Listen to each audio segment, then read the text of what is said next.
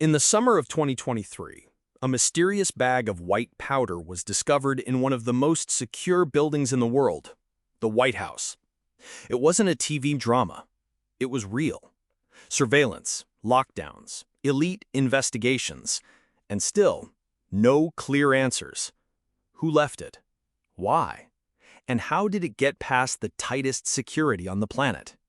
What you're about to hear isn't conspiracy. It's a timeline that leaves more questions than answers.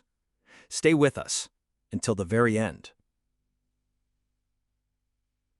On July 2, 2023, a suspicious white powder was discovered in a small plastic bag inside the West Wing of the White House. Not in some obscure hallway, but in a storage cubby near the West Executive Entrance, a location frequently used by staff and guests on official business. Within minutes, the area was locked down. The Secret Service called in the hazmat team, and nearby zones were evacuated. Preliminary field tests confirmed it. The substance was cocaine. When the story broke publicly on July 4th, ironically on Independence Day, the media and public erupted. How did illegal drugs end up inside the White House? The epicenter of American power, surrounded by layers of armed security, cameras, and checkpoints. Theories spread like wildfire. Some claimed it had to be left by a visitor. Others suggested it pointed to someone inside the administration. The fact that the White House did not immediately release surveillance footage or a suspect's name only deepened the speculation. The U.S. Secret Service took control of the investigation. Dozens of individuals who had access to the area were questioned. Fingerprints and DNA were tested on the bag. Surveillance footage from the surrounding zones was reviewed. Even visitor logs were audited. And yet, within just 11 days, on July 13, 2023, the Secret Service closed the case, with no suspects identified, no arrests, and no definitive explanation.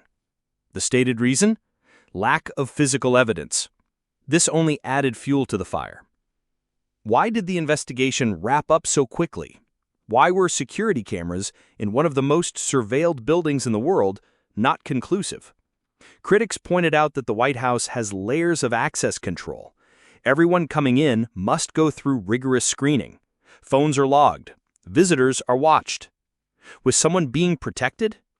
The fact that the discovery came just days after Hunter Biden, the president's son, had been seen at the White House, and who has a public history of drug use, became a point of media and public focus. But the White House firmly denied any connection. Political opponents seized the moment. Conservative voices accused the administration of a cover-up. Congressional Republicans demanded more transparency. Some even pushed for formal hearings. The phrase "cocaine gate" began trending across social media. White House Press Secretary Jean-Pierre faced intense questioning. She repeatedly emphasized that the area where the cocaine was found was used by visitors and guests, not by staff or the first family. But the public wasn't satisfied. Former law enforcement and intelligence officers voiced deep concern. If cocaine could be smuggled in undetected, what else could? Weapons? Deadly substances? The credibility of White House security and the Secret Service was suddenly under national scrutiny. Some quietly admitted that while the West Wing had cameras, there were blind spots, especially in the storage cubby area.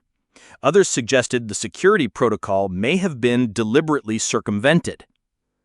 To this day, no one knows who brought the cocaine into the White House.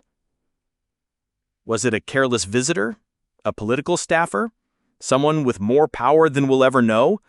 Or was it a bizarre fluke that slipped through the system? The unanswered questions remain, and so does the unease.